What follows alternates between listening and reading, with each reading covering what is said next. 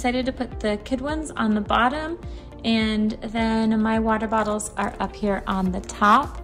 We do have a few that are on the counter and need hand washed, so this is not the complete collection, but it was fun for us to organize them by color, and it's nice to be able to kind of do an inventory of what you have and then pare them down. So we will be definitely reducing the amount of water bottles that we have for the kids. But this isn't bad. We have ample space in front of these as well. So I'm going to make a plan for how I want to best organize this area, but it made so much more sense to consolidate all of our water bottles into a smaller space.